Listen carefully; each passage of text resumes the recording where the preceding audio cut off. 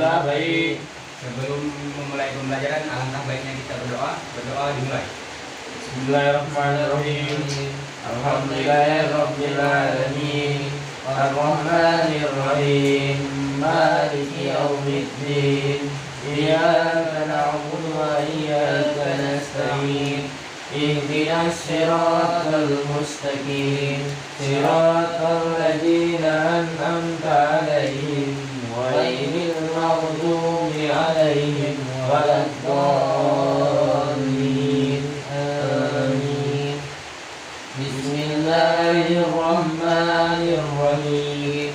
Raditu billahi rabba wa bil islami dina wa bil muhammadin nabiyya wa rasula. Rabbi zidni ilma warzuqni fahma wa amalan salihah. Walhamdulillahi rabbil alamin. Alhamdulillah. Baiklah, Bapak akan memeriksa kehadiran. Apakah ada yang tidak hadir hari ini? Tidak ada, Pak.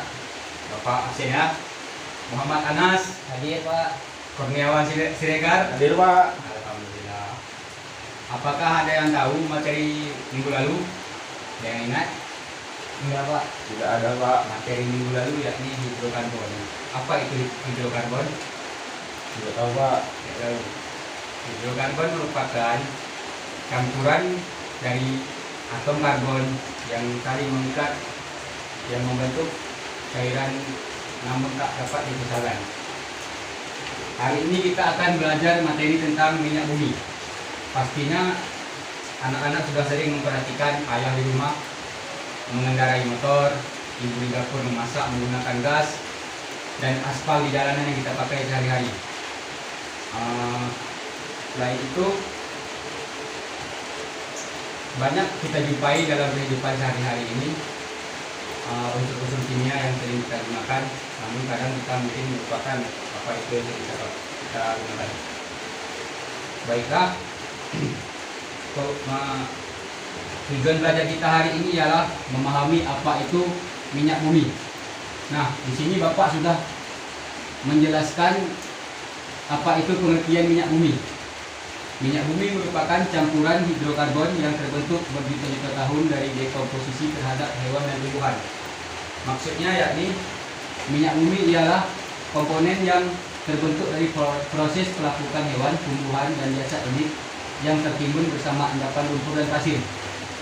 Jadi selama berjuta-juta tahun yang lalu, banyak hewan dan tumbuhan yang telah mati atau punah tertimbun bersama jasad unik dan pasir, mengendap dan menjadikan dia cairan berupa cairan hitam pekat yang bisa diolah menjadi produk yang kita pakai sehari-hari. Pengolahan minyak bumi ada yakni destilasi. Destilasi yakni merupakan pemisahan atau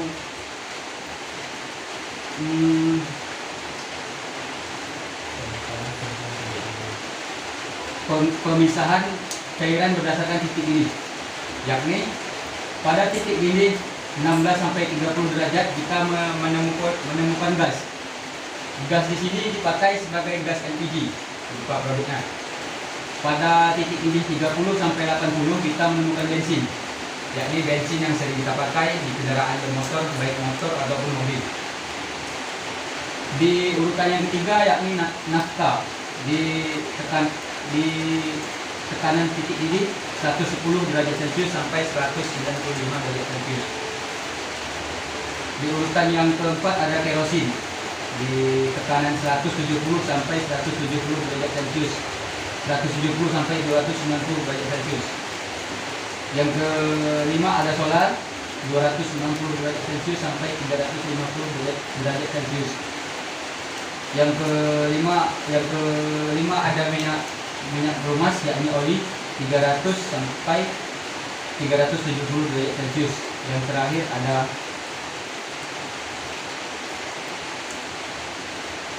aspal 370 sampai 370 derajat Celcius ke atas. Nah, selanjutnya ada cracking, yaitu kerusakan bahan kimia tersebut yang berada di dalam minyak bumi.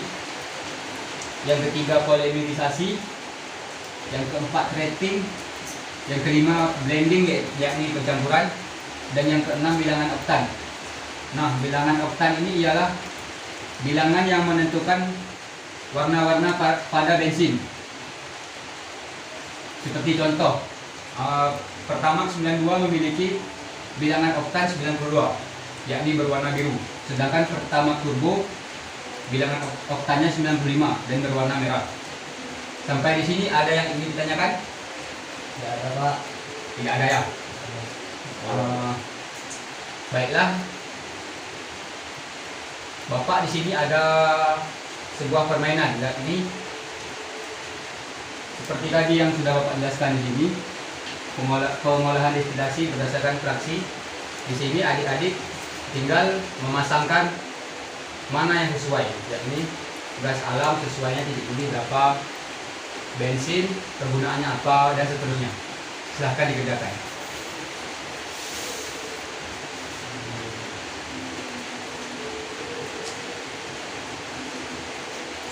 Ini Pak.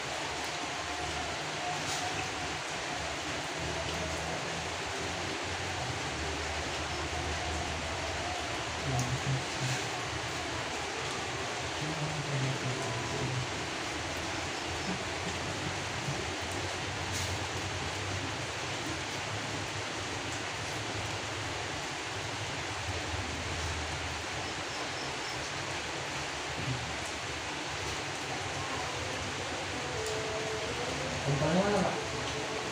Contohnya, taruh aja sih, nggak usah ditempel dulu, takut nanti kena tangan.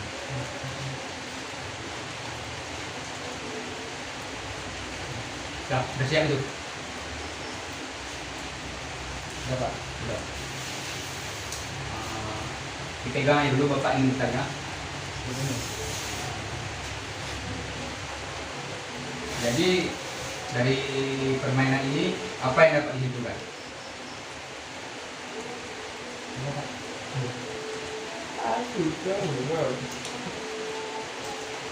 Jadi kan Pak, yang bisa disimpulkan dari permainan ini yaitu semakin banyak atom C pada ikatan